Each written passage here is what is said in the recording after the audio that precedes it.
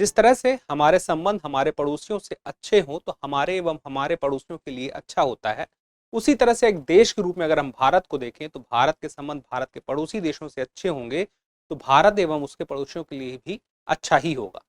इसी बात को ध्यान में रखते हुए आज के इस वीडियो में आज हम बात करने वाले हैं भारत के पड़ोसी देश मालदीव के बारे में। नमस्कार, मैं हूं केवल आपके सामने और आप देख रहे हैं दृष्टि आईएएस का न्यूज प्रोग्राम।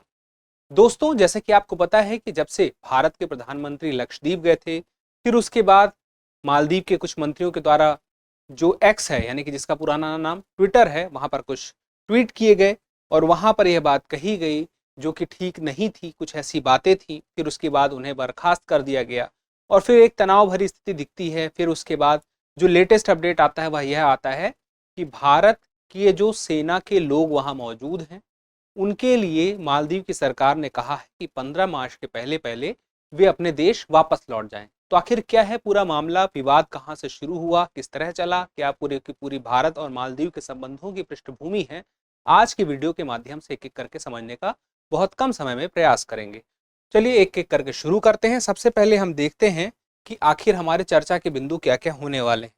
सबसे पहले हम देखेंगे कि खबर क्या है और चर्चा में आखिर यह खबर क्यों है। उसके बाद हम जानेंगे कि यह विवाद जो बना हुआ है, इस विवाद का कारण क्या है। और उसके बाद संबंधों का इतिहास, संबंधों के इतिहास से हम मतलब है भारत और मालदीव के संबंधों के इतिहास की, किस प्रकार से वे एक अच्छे रणनीतिक साझेदार रहे, व्यापार की दृष्टि से साझेदार रहे, पर्यटन की दृष्टि से साझेदार रहे, सांस्कृतिक दृष्टि से भी एक दूसरे के साथ बहुत महत्वपूर्ण भूमिका निभाते हुए नजर आए। उसके बाद देखेंगे इंडिया आउट अभियान एक आया। एक तरफ एक वक्त ऐसा था जब मालदीव के लिए इंडिया फर्स्ट था और अब जो है इंडिया आउट की आवाज कैसे आई, इस अभियान को हम समझने का प्रयास करेंगे, कब से शुरू हुआ, फिर उसके बाद मालदीव में क्यों और कितने भारतीय सैनिक वर्तमान में मौजूद हैं और वो जो मौजूद हैं उनके मौजूद होने का कारण क्या है, यह भी हमारे लिए जानना जरूरी है। उसके बाद हम देखेंगे कि मालदीव के अंदर जो एक भारत की सेना के लिए डर बैठ गया है, वो डर आया कहां से है, उसको समझते हुए अंत में एक अभ्यास प्रश्न देखेंगे जो आज के टॉपिक पर आपकी पकड़ को करेगा और मजबूत। और ये पूरा का पूरा टॉपिक आज जुड़ा हुआ है सामान्य अध्ययन जो पेपर 2 है उसमें अंतरराष्ट्रीय संबंध के अंतर्गत। तो चलिए सबसे पहले देखते हैं खबर क्या है और क्यों है चर्चा में। देखिए, जो मालदीव के राष्ट्रपति हैं मोहम्मद मुइज्जू, उन्होंने इंडिया के सेना के लोगों से कहा है, मतलब वहां मौजूद जो सेना के जवान हैं उनके लिए एक बात कही है कि 15 मार्च तक वे सारे के सारे मालदीव छोड़ के चले जाएं। चलिए ये बात ठीक है कि उन्होंने ऐसा कहा है, लेकिन अब चूंकि यह बात ठीक इसलिए नहीं है क्योंकि अभी तक सारी की सारी चीजें, भारत मालदीव का संबंध इतने सालों से अच्छा था, तो ऐसी क्या स्थिति आ गई। तो सबसे पहले हम समझते हैं कि आखिर जो हालिया विवाद है वो क्या है। हालिया विवाद ये है कि भारत के प्रधानमंत्री कुछ दिनों पहले लक्षद्वीप गए हुए थे और वहां की फोटो उन्होंने अपने ट्विटर यानी कि अब जो एक्स है वहां पर साझा की और उसके बाद फिर मालदीव के मंत्रियों द्वारा कुछ ऐसी बातें कही गई जो कि ठीक नहीं थी। फिर उनको बर्खास्त कर दिया गया और मालदीव सरकार के द्वारा कहा गया कि उन मंत्रियों के जो विचार थे जो प्रधानमंत्री जी के खिलाफ थे वो उनके निजी विचार थे, सरकार के विचार नहीं थे। लेकिन धीरे धीरे वह तनाव की स्थिति इस तरह से बढ़ती जाती है कि अब वहां के राष्ट्रपति के द्वारा यह बात कही जाती है मुइज्जू के द्वारा कि भारतीय जवानों को वापस लौटना होगा 15 मार्च तक। लेकिन यह जो भारतीय जवानों को वापस लौटने की बात है, क्या इसी विवाद की वजह से आई है? तो ऐसा बिल्कुल भी नहीं है। यह विवाद काफी पुराना है, पिछले कई सालों से चला आ रहा था। यह जो बात है इंडिया आउट अभियान की, यह इंडिया आउट अभियान दरअसल इस अभियान के पहले से लगा हुआ था, शुरू था, लगभग 2020 से ज्यादा एक्टिव हुआ। तो अब जो यह स्थिति बनती है हालिया विवाद की, उससे यह थोड़ा सा और तेज गति से आगे बढ़ता हुआ दिखाई देता है। फिलहाल के लिए अगर हम भारत मालदीव संबंधों की पृष्ठभूमि देखें तो आडिगिरी कंदू, आडिगिरी कंदू क्या है, स्थानीय भाषा में कहा जाने वाला एक शब्द है जिसका सामान्य तरीके से मतलब समझें तो 8 डिग्री चैनल। दरअसल भारत और मालदीव 8 डिग्री चैनल के माध्यम से एक दूसरे से अलग होते हैं। तो आप देखिए कि यह मालदीव का क्षेत्र है और यहाँ पे आप देखें तो यह भारत का क्षेत्र है। 8 डिग्री चैनल जो है वह लक्षद्वीप का सबसे नीचे की तरफ का यानी कि सबसे अंतिम में जो द्वीप है मिनिकॉय द्वीप है, मिनिकॉय से मालदीव के बीच की दूरी है, यानी कि उसके बीच में स्थित है कौन सी आपका 8 डिग्री चैनल। अब इस 8 डिग्री चैनल की वजह से हम समझ सकते हैं कितना नज़दीक है भारत के, और भारत का जो पश्चिमी तट है उसके काफ़ी नज़दीक होने की वजह से, साथ में हिंद महासागर में होने की वजह से, और एक ऐसे स्थान पर मालदीव की होने की वजह से जो अपने आप में एक प्रमुख व्यापारिक मार्ग है, इन दोनों के बीच में संबंधों का मधुर रहना इन दोनों की एक ज़रूरत भी है। अब इस बात को विशेष ध्यान रखते हुए हम 1967 में पहुंचते हैं। 1968 का समय आता है जब वहां पे जो राष्ट्रपति थे उनका शासन लगातार कई वर्षों तक बना रहा। अब यह शासन तो उनका कई सालों तक बना रहा, एक ही राष्ट्रपति रहे। उसके बाद 2008 का समय आता है और वहां पे बहुदलीय लोकतंत्र की प्रणाली शुरू होती है, और उसके बाद फिर बहुत सारे दल आते हैं, चुनाव के माध्यम से अपनी अपनी सरकार बनाते हैं और लगातार सरकारें बनती आ रही हैं। लेकिन 2008 के पहले की स्थिति में भी अगर हम देखें तो भारत के संबंध मालदीव से अच्छे थे, जब वहां पे एक प्रकार का लोगों को द्वारा कहा जाता है कि तानाशाही प्रणाली थी, उस दौरान भी भारत के संबंध मालदीव से अच्छे थे। क्योंकि जब तख्ता पलट की समस्या आई थी 1988 में, ऐसा लग रहा था कि तख्ता पलट हो सकता है मालदीव में, उस दौरान ऑपरेशन कैक्टस भारत के द्वारा चलाया गया था और उस तख्ता पलट की घटना को रोका गया था भारतीय सैनिकों के द्वारा। उसके बाद भारत ने 2014 में भी ऑपरेशन नीर चलाया था जब मालदीव में पानी की समस्या आई थी। उसके बाद जब कोरोना का समय आता है तो ऑपरेशन संजीवनी भी भारत के द्वारा शुरू की गई मालदीव के लिए, जहां पर बहुत सारी दवाइयों को यहाँ पर जरूरत की जितनी भी दवाई थी भेजा गया। इसके साथ ही भारत का जब से भी मालदीव से जुड़ा हुआ है तो मालदीव का भी भारत के लिए एक अच्छा संबंध बनाने की कोशिश हमेशा रही है। यही वजह है कि 2008 के बाद से जो मालदीव की नीति हमें दिखाई देती है वह इंडिया फर्स्ट की दिखाई देती है, और दूसरी तरफ भारत की भी नेबरहुड फर्स्ट की चली ही आ रही थी अपने पड़ोसी देशों के लिए। तो सब कुछ तो सही दिखाई दे रहा था, और चूंकि इतनी बार सहयोग किया गया था भारत की तरफ से तो वह कृतज्ञता भी व्यक्त की जाती थी मालदीव के माध्यम से। लेकिन उसके बाद यहीं पे जिस प्रकार से भारत मदद कर रहा था मालदीव की, वह मदद ही एक होता ना, ज्यादा मिठाई से ही खटास आ गई।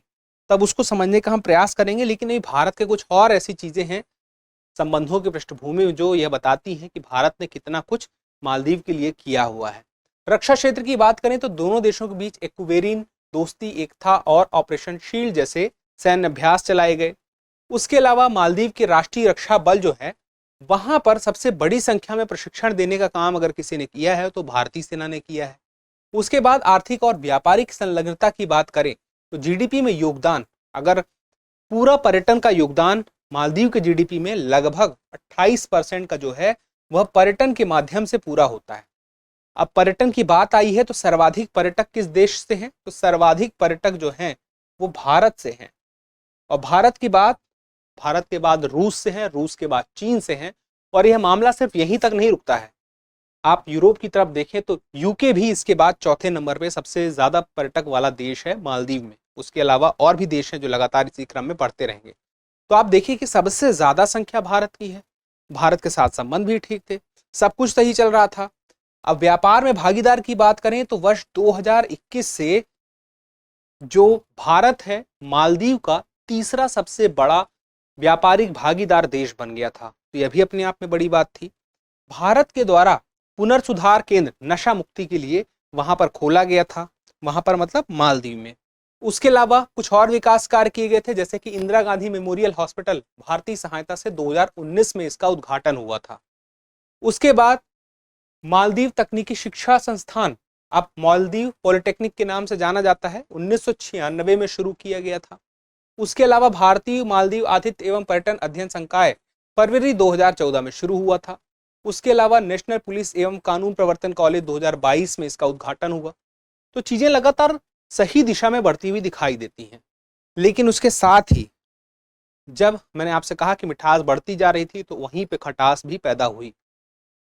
इंडिया आउट अभियान की आवाज धीरे धीरे शुरू होना दिखाई देती है। वर्तमान में जो सरकार है, जिस पार्टी की, जिन दो पार्टियों के द्वारा मिलकर सरकार बनाई गई है, उन पार्टी के जो प्रमुख हैं वर्तमान में, यानी कि मोहम्मद मुइजू जो राष्ट्रपति के रूप में है देश के, उनकी राजनीति को अगर हम देखें तो जो अभी जो राष्ट्रपति चुनाव हुए कुछ समय पहले, उस चुनाव के दौरान जब वे प्रचार प्रसार कर रहे थे तो वहां पर उन्होंने अपने वायदे जो लिखे थे, अपने वायदों में यह बात भी कही थी कि जो भारतीय सेना की उपस्थिति है वह हम मालदीव से खत्म कर देंगे। इसी को बात कहा गया इंडिया आउट। हालिया विवाद से पहले का विवाद था यह। अब आप सोचिए कि लक्षद्वीप वाला विवाद तो अभी का है, लेकिन यह चुनाव के पहले के जो मामले थे 2020 से शुरू हो चुके थे, वह अलग थे। राजनीतिक पार्टियों के द्वारा, कुछ जो राष्ट्रवादी दक्षिणपंथी पार्टियां थी वहां की, उनके द्वारा यह चिंता जाहिर की गई, उनके द्वारा यह नैरेटिव बनाया गया आसपास के लोगों में कि दरअसल भारतीय सेना अपनी उपस्थिति जो दर्ज करा रही है और मालदीव की सुरक्षा के लिए अपने आप में खतरा है। अब चीन से बढ़ती नजदीकी को भी एक कारण बताया जाता है कि चूंकि चीन जो है BRI belt and road initiative जो उसने 2013 में शुरू किया था, जिसके माध्यम से वह एशिया, अफ्रीका और यूरोप जैसे देशों से जल मार्ग एवं स्थल मार्ग के माध्यम से जुड़ना चाहता है, और अपने आप में एक बहुत बड़ा यह तरीका है जिसके माध्यम से अलग अलग देशों में वह इंफ्रास्ट्रक्चर को डेवलप कर रहा है और उनके साथ संबंध भी बना रहा है। तो यहाँ पर भी मालदीव में भी चीन के द्वारा बहुत सारा इंफ्रास्ट्रक्चर का डेवलपमेंट किया जा रहा है। तो यहाँ पर सीधी सी बात है, ऐसी स्थिति में चीन का प्रभाव भी पड़ेगा ही मालदीव के कुछ निर्णयों में। अब बात आती है मालदीव में क्यों और कितने भारतीय सैनिक मौजूद हैं। इस बात को समझने वाली बात है। जिस तरह से नैरेटिव बनाया गया है कि भारतीय सैनिकों को मालदीव से हटा देना चाहिए, उन्हें भारत भेज देना चाहिए, भारतीय सेना की मौजूदगी मालदीव में ठीक नहीं है, दरअसल इतना बड़ा नैरेटिव तैयार करने की जरूरत नहीं थी, क्योंकि मालदीव में भारतीय सैनिकों की संख्या मात्र 88 है, 100 से भी कम है, 88 सैनिक। और 88 सैनिक को आप एक सेना की नजर से नहीं देख सकते, मात्र कुछ जवानों की एक टुकड़ी मात्र है। अब यहाँ पे आप देखिए, युद्ध एवं बचाव सहायता कार्य में प्रशिक्षण देने के लिए यह मौजूद थी, और जो द्विपक्षीय समझौता हुआ था मालदीव एवं भारत का, उस समझौते के माध्यम से ही यह टुकड़ी 88 सैनिकों की यहाँ पर मौजूद थी, जो वहां के लोगों के लिए, वहां के जो सेना के लोग हैं, वहां की जो फौज के लोग, उनके लिए युद्ध एवं बचाव सहायता कार्य का प्रशिक्षण देना चाहती थी। यानी कि मालदीव के लोगों को प्रशिक्षित करने के लिए मालदीव की सरकार ने ही एक अपने आप में समझौता किया था भारत के साथ में, और इस समझौते के तहत ही नहीं बुलाया गया था। लेकिन यह पिछली सरकार थी। पिछली सरकार से मेरा मतलब है यहाँ पे सोहली सरकार थी। तो सोहली सरकार से अब चूंकि वह सरकार में नहीं है, सोहली सरकार, तो अब जो सरकार है इस वक्त, उस सरकार को लगता है यह ठीक नहीं है सुरक्षा की दृष्टि से। अब दूसरी तरफ देखा जाए तो वर्तमान में जो पीपुल्स नेशनल कांग्रेस का गठबंधन है और प्रोग्रेसिव पार्टी है, इनके माध्यम से ही यह बात सामने लाई गई है कि इनका यहाँ पे होना ठीक नहीं है। तो बात आती है कि उन्होंने 15 मार्च तक का तो समय दे दिया है, लेकिन यह जो समय दिया, यह जो इतना मूवमेंट बनाया, माहौल बनाया, नैरेटिव तैयार किया कि 88 सैनिकों मात्र को भारतीय सेना कितनी बड़ी उपस्थिति के माध्यम से दिखाने की कोशिश हुई है, दुनिया में अन्य अन्य जगहों पर यह बात पहुंचाने की कोशिश की गई है। वास्तविकता क्या है, यानी कि हम कारण पे जाते हैं।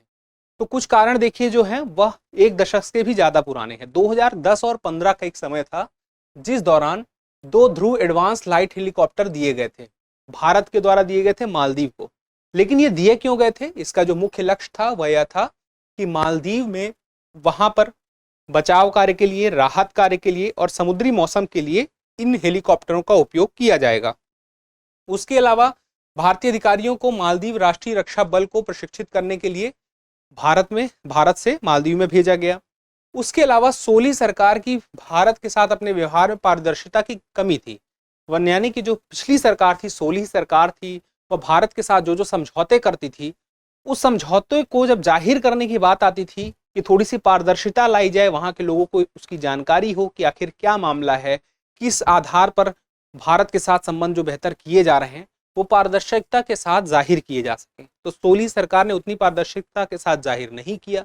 तो वहां के जो राष्ट्रवादी थे उनको इस बात से समस्या हुई, और जो विपक्ष में नहीं थे लेकिन फिर भी विपक्ष में वोट देने के लिए तैयार हुए, इसी पारदर्शिता में कमी के कारण। उसके बाद देखिए, national college of policing and law enforcement का जो आवास भारत के द्वारा वहां पे बनवाया गया था, उसका परिसर बहुत बड़ा था, और उस पर भी एक अफवाह यह फैलाई गई कि वहां पे भारतीयों को लाकर बसाया जाएगा, यानी कि उनकी संख्या में वृद्धि की जाएगी। अब यह अफवाह ही थी, लेकिन चूंकि अफवाह बहुत तेजी से फैलती है तो उसका वहां के लोगों पर असर पड़ा। उसके अलावा फरवरी 2021 में भारत और मालदीव के बीच हस्ताक्षरित यूटीएफ हार्बर प्रोजेक्ट, अब यह यूटीएफ हार्बर प्रोजेक्ट क्या है, जो मालदीव की राजधानी माले है उसी से थोड़ी दूरी पर एक जगह बंदरगाह का विकास और रखरखाव करने की जिम्मेदारी भारत को दी गई। और यह जो समझौता था इस प्रकार का था जिसके तहत यह देखा गया कि बंदरगाह का विकास करने के बाद जो रख रखाव किया जाएगा वहां पर भारतीय सेना की उपस्थिति भी हो सकती है। हालांकि यह बंदरगाह का रखरखाव और विकास करना और भारतीय सेना की उपस्थिति का होना, ये दोनों अलग अलग बातें हैं, लेकिन इसे वहां के समाचारों में, वहां के खबरों में मिला करके मीडिया द्वारा फैलाया गया, जिसका असर वहां के लोगों में हुआ और एक भावना भारत के प्रति लोगों में वहां पे बढ़ती हुई दिखाई दी। और साथ में जो मैंने आपसे बताया, चीन से के साथ जो संबंध बढ़ते जा रहे थे, यानी कि जो चीन वहां पर डेवलपमेंट के लिए पैसे खर्च कर रहा था बीआरआई के माध्यम से, कि चूंकि मालदीव बीआरआई का मेंबर है तो वहां पे चीन वहां पे इंफ्रास्ट्रक्चर डेवलप करेगा। तो ऐसे में पहली बार ऐसा हुआ है कि जब से लगातार सरकारें मालदीव में चुनी जा रही हैं, जो भी सरकार का में राष्ट्रपति बनता था, जब वह विदेश में किसी देश से मिलने जाता था, यानी कि मालदीव के बाहर किसी देश से मिलने जाता था, तो इंडिया फर्स्ट उसके लिए था। तो इंडिया के प्रमुख से मिलता था, यानी कि भारत के राष्ट्राध्यक्ष से मिलता था हर बार पहले। लेकिन यह पहली बार हुआ कि इस बार जब मालदीव का कोई राष्ट्रपति बनता है तो भारत के प्रमुख से ना मिलकर चीन के प्रमुख से मिलता है। और यह अपने आप में दर्शाता है कि उसकी निकटता अब चीन की तरफ है और इंडिया फर्स्ट वाकई में अब मालदीव के लिए नहीं है। तो अब चूंकि अभ्यास प्रश्न की बात आती है, लेकिन इसके पहले एक अंतिम बात, क्या सच में भारत और मालदीव के बीच के संबंध खराब हो जाएंगे और अच्छे नहीं हो पाएंगे और अब इसमें कड़वाहट आ जाएगी? तो आप इसे पूरी तरह से एक्सेप्ट अभी नहीं कर पाएंगे और ना हम कर पाएंगे। उसके पीछे की वजह है कि आने वाले समय में देखना होगा कि जो चुनाव होते रहते हैं कुछ कुछ सालों में, उसका क्या परिवर्तन आता है। हो सकता है मालदीव की नीति में परिवर्तन फिर देखने को मिले। ऐसा क्यों मैं कह रहा हूं? क्योंकि जो भारत और मालदीव का रिश्ता है एक पड़ोसी देश का रिश्ता है, और जिस मार्ग में वह देश है वह 8 डिग्री चैनल के पास का क्षेत्र है, और एक ऐसा क्षेत्र है जहां से बहुत सारा व्यापार होता है उस रास्ते के माध्यम से। तो ऐसी स्थिति में भारत अपने पड़ोसी के साथ संबंध बेहतर करने का प्रयास करेगा। ना सिर्फ भारत बल्कि मालदीव भी संबंध बेहतर करने का प्रयास कर सकता है। तो आने वाले समय में क्या अपडेट होता है इसको हम एक बार देखेंगे। तब तक के लिए, फिलहाल के लिए इस प्रश्न पर ध्यान देते हैं कि निम्नलिखित में से किस भारतीय ऑपरेशन का संबंध मालदीव से है? ऑपरेशन नीर, ऑपरेशन संजीवनी, ऑपरेशन कैक्टस और उपरोक्त सभी। आप अपना जवाब कमेंट बॉक्स में जरूर दीजिएगा। आप कमेंट करते हैं तो हमें और बेहतर करने की प्रेरणा मिलती है। अपने चैनल को आपने अगर अभी तक सब्सक्राइब नहीं किया है तो दृष्टि आईएएस के चैनल को सब्सक्राइब कर लीजिए, क्योंकि हो सकता है कि कुछ जरूरी प्रोग्राम इसी प्रकार के जो करंट के आते हैं आपसे मिस हो रहे हो, तो वो मिस ना होंगे। तो जल्दी ही मिलते हैं अगले एपिसोड में। तब तक के लिए स्वस्थ रहें, मस्त रहें और व्यस्त रहें। धन्यवाद।